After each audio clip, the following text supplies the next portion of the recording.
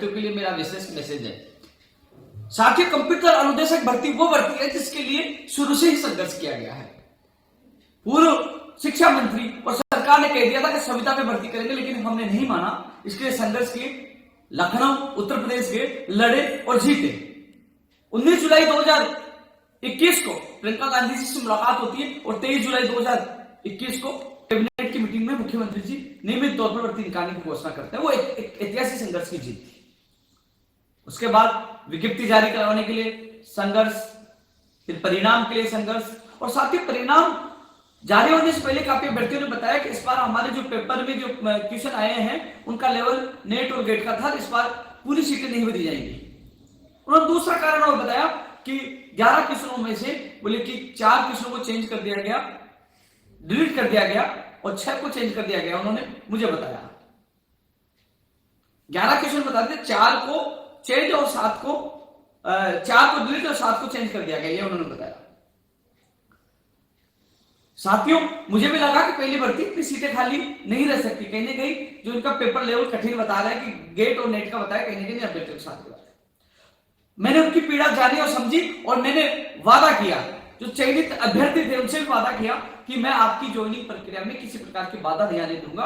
ये लोग जो सारी सीटों को बढ़ने के लिए शिथिलता मांग रहे 40% की बाध्यता में, मैं इनका भी साथ दूंगा, लेकिन मैं आप लोगों से भी वादा करता हूं कि चयनित अभ्यर्थी की ज्वाइनिंग में किसी प्रकार की बाधा नहीं आने दूंगा। और जब तक ज्वाइनिंग नहीं रहेगी मैं आप तक साथ रहूंगा और आपको ज्वाइनिंग दिला कर ही मैं आपका साथ छोड़ूंगा। वही कंप्यूटर अनुदेशक भर्ती में जो सभी सीटों को बढ़ने के लिए शिथिलता की मांग कर रहे थे, उनसे भी मैंने वादा किया था कि मैं आपका अंतिम सांस तक साथ दूंगा।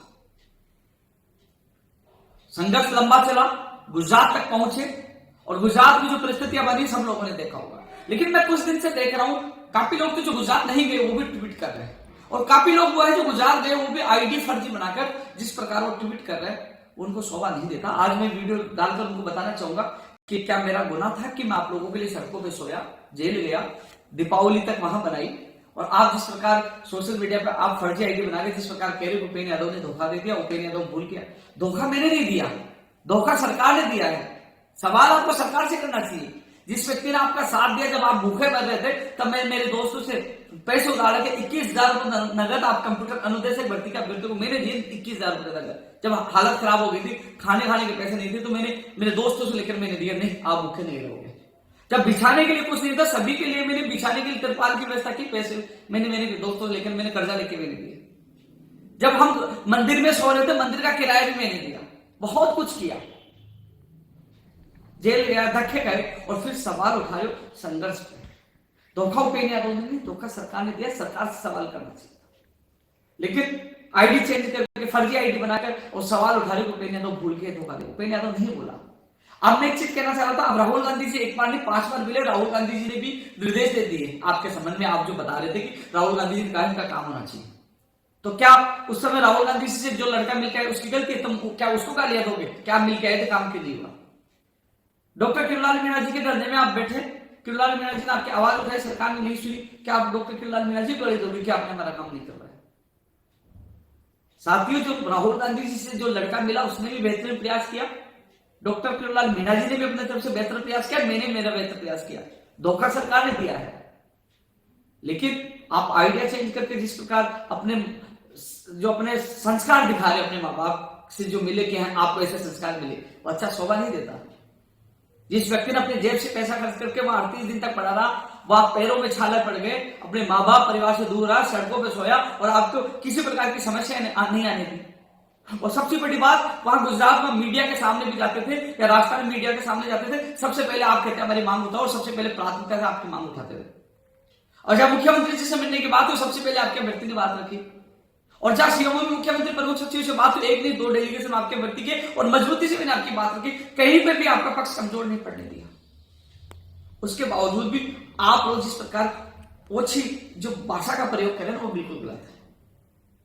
आईडी फर्जी बनाने से ऐसा नहीं है कि आप जो हरकतें करें वो छूट जाएगी। मुझे मजबूर होकर कानूनी कार्रवाई के लिए मुझे आईटी एक्ट में मुझे जाना पड़ेगा, और कह रहे हो मैं कुछ नहीं किया, मैंने क्या नहीं किया आप लोगों के लिए। आपके अभ्यर्थी जो कंप्यूटर अनुदेशक भर्ती के अभ्यर्थी थे, मुझे एक समय धोखा नहीं दिया। बाबा को जब सरकार के प्रतिनिधि ने बुलाया कि आप अलग से आ जाओ, वो चला गया, वहां से अहमदाबाद से आ गया, तो क्या मैंने बाबा को माफ नहीं किया? मैंने माफ किया, क्योंकि शायद उसको लगा कि उनका काम हो जाएगा और चला गया। तो उस समय आप लोगों को अलग से कंप्यूटर अनुदेशक भर्ती वालों को अलग से बुलाया और बुलाकर फिर भी सरकार ने धोखा दे दिया, यानी कि आपका जो व्यक्ति गया था उसको धोखा दे दिया। क्या आप उसको क्या हल दोगे?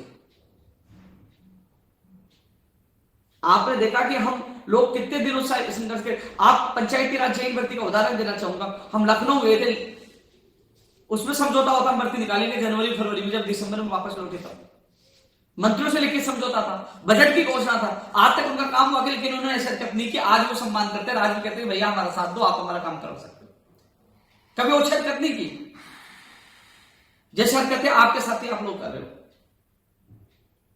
जबकि उनकी तो वाजिब मांगे, आपकी कोई नियमों में नहीं लिखा हुआ शिथिलता। हम तो सरकार से कह रहे हैं कि सब शिथिलता दे दो, हम खुद केवल वो 11 किस्मों के चक्कर से हम सरकार से हम शिथिलता मांग रहे, जबकि उनपे तो बजट में घोषणा, लिखित समझौता, मंत्रियों का समझौता, गुजरात सब समझौता है। फिर मैंने केवल ये से नहीं कि 40% की जो बाध्यता है वो गुणवत्ता के लिए सही है, लेकिन जो प्रश्नों, जो 11 क्वेश्चनों का चक्कर पड़ा और जो प्रश्नों का स्तर जो गेट और नेट का है, इसलिए मैंने आप लोगों का साथ दिया और आज मैं साथ दूं। लेकिन जिस व्यक्ति सड़कों पे सोया, जिनको भूखे नहीं रहने दिया, कर्जा लेकर आप लोगों के लिए पैसा खर्च किया, और जब सीएम से 45 मिनट तक वहां वार्ता हुई तो आपका प्रतिनिधि वहां मौजूद था, वहां गुजरात से वापस लौटे तो मैंने फेसबुक पे लाइव किया था। मुझे पता था कि आप जैसे लोग कैसे हरकतें कर रहे हो, क्योंकि मैंने आप लाइव में पूछा, जो जनता ने देखा, मैंने सबके सामने पूछा कि भैया आप लोग रुक जाओ तो मैं रुकने के लिए तैयार हूं, और आप जाओगे तो मैं जाने के लिए तैयार हूं, आप जो फैसला करोगे, जो मुझे मंजूर होगा, तो आप सबने मंजूर, आपने कहा हमें चलना है और बात करनी, तो आपकी सहमति से शायद, और वहां मुख्यमंत्री जी मैंने अकेले बात नहीं की, आप सबने बात की थी और आप लोगों ने सहमति जताई, तब गुजरात से हम राजस्थान लौटे। और